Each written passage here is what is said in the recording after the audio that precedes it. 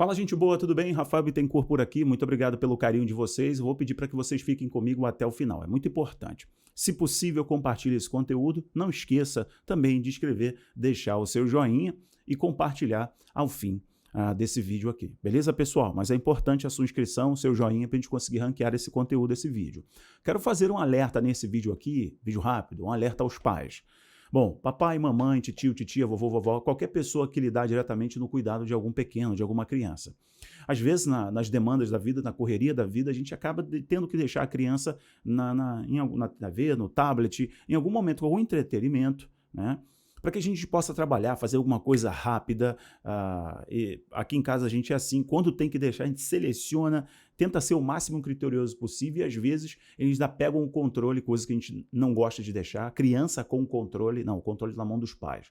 Mas enfim, eles pegam e mudam quando você vê que está num desenho que não é legal. Mesmo no Netflix, por exemplo, tem ali a seção de infantil. Então, deduz-se que tem desenhos adequados, né, para faixa etária, etc. Mas você não percebe que a criança está sendo doutrinada, inclusive, a lidar com questões espirituais, recebendo influência mesmo de demônios, de espíritos, do diabo, etc., através do lúdico. E essa é uma forma que o diabo acessa a mente das crianças. Hoje eu quero fazer um alerta aí aos pais, pegando o exemplo, né, do desenho Cuphead, que era um game lá de 2010, foi implementado em 2012, fez sucesso em 2017, e a partir dali se tornou então um anime, uma animação, né? Mas originalmente foi um desenho feito por dois irmãos, duas pessoas, dois canadenses, né? Eu vou mostrar para você um pouquinho da história aqui, inclusive, mas esse é o desenho, sem mais delongas, eu vou colocar um pedacinho para vocês. O que eu vou fazer? Eu vou mutar em algumas partes o áudio, tá? Porque tem música. E a música fala que ele é o diabo, ele é o Satanás, ele é o enganador, ele é o mentiroso, ele é o mal e ele gosta de ser chamado assim.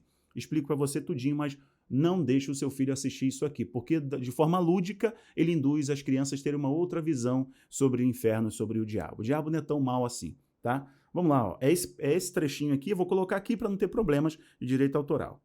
Pessoal, um alerta aqui para os pais. O pai está fazendo um alerta. São almas. Ó, peraí.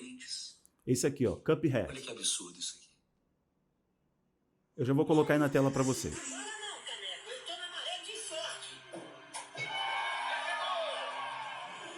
Olha só, são almas indo pro inferno. As almas descem ali pro inferno através de um cano, de uma tubulação, Eles vomitam tudo e vão direto pro inferno. E esse é o diabo, ó. Eu vou só tirar o som para vocês continuarem assistindo rapidamente, só para você ver o que é isso. Ele vai cantando que ele é o diabo, que ele adora ser chamado assim, de ser visto, né, como um malvadão, perigoso, etc. Ele está ali com seu tridente, dançando. O diabo é diferente, o diabo é meio bobalhão. O diabo é meio imbecil, sabe? Dócil. A história é o seguinte, chama Cuphead. Cabeça de copo, cabeça de caneca, alguma coisa assim. Ó, as almas descendo lá no inferno, através do tubo, ele vai sugando as almas das pessoas. Originalmente, eu vou parar por aqui, então o desenho está no Netflix, tá? Chama Cuphead. Eu vou colocar para você aqui, ó, aí no Chrome. Tá aí, você já está enxergando na tela. O que é isso? Ó? Esse portal, essa matéria é de 2020, o satânico colorido de Cuphead. Cuphead, cabeça de copo, cabeça de caneca, é um clássico jogo de plataforma lançado em 2017 pelos irmãos canadenses Chad e Jared Moldenhauer, com o nome de Estúdio MDHR. Ambos os irmãos sempre foram apaixonados por games e quando crianças brincavam de desenhar seus próprios jogos, como versões alternativas criadas por ele, de Mega Man, clássico de game da época, do NES, que existiam apenas na imaginação deles. A ideia por trás, vai começar aqui, era um jogo em 2010, mas foi a partir de 2012, com a produção começou inicialmente, né? Desculpa a redundância aí. A princípio, o personagem principal do jogo, o Cuphead, só foi criado em 2013. Qual é a ideia? A ideia é que os Cupheads, eles estão, as cabeças de copo, eles estão num cassino, o cassino do diabo. É a ideia original do jogo. E no cassino do diabo, eles quebram a banca. E eles ganham tanto, né? Então, trabalhando a questão do jogo, do game, do vício, os cabeças de copo, eles ganham tanto que eles quebram a banca. E aí tem que chamar o chefão, o dono do cassino. E o dono do cassino é o diabo, como você vê nessa foto sentado aí. Isso o original, e agora teve essa repaginagem, né? Então, tem aí agora o diabo que se apresenta e vai falar com eles. Só que o diabo, com os seus demônios, eles são enganados pelos cabeças de copo, os cabeças de caneca. Né? Então, eles são mais espertos que o diabo. Eles conseguem driblar o diabo e enganar o diabo. Então, vem essa cena aqui que o pai mostrou para você, que eu separei um pedacinho, né? Uma delas, são as almas sendo sugadas, né? Para o inferno, etc., através de uma tubulação. O que esse desenho está mostrando? Que o diabo não é tão mal assim. Deixa eu voltar para cá. Que o inferno não é isso que falam, né? Falam tanto sobre o inferno e não é isso tudo. Da forma lúdica, eles estão induzindo as crianças a aceitarem que o mal não é tão mal e o bem não é tão bem assim. Aquilo que é bom não é tão bom assim. E aquilo que é apresentado como mal não é tão mal assim. Você consegue, inclusive, lidar com o vício, lidar com o jogo, você consegue enganar o diabo, você consegue enganar a morte, você consegue enganar o inferno. Veja, como tem algo tão sinistro e tão pesado nisso. E para mim, a parte mais pesada é você maquiar através do lúdico, através da animação, através da musiquinha, pom, pá, pom, pá, pom, e você consegue induzir a criança a brincar. São iguais os jogos, as brincadeiras, mesmo joguinho, sabe? Joguinho de criança, que é tudo colorido, mas está lidando ali com questões espirituais. Então, meu conselho a vocês é terem muito cuidado e perceberem, antes de colocar o seu filho na televisão, dá uma olhada rápida ali, dá uma vasculhada, ver qual é o conteúdo que está sendo exibido, que às vezes é um cabeça de copo. Você fala, cabeça de copo, o cara tem um canudo na cabeça, a cabeça dele é um copo. Não tem nada demais, desenho bobo de criança.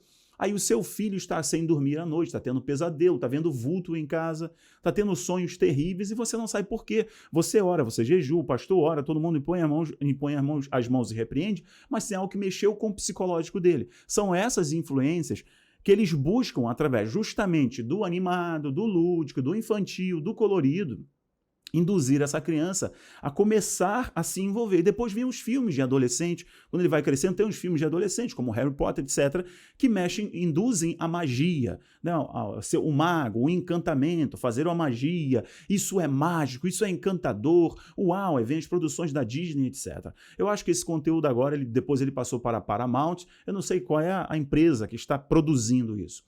Mas originalmente é um game. Os seus criadores, dois irmãos canadenses, falam que não tem a ver com o diabo como está na Bíblia, porque o diabo na Bíblia não é esse ser que é enganado, esse ser bobinho.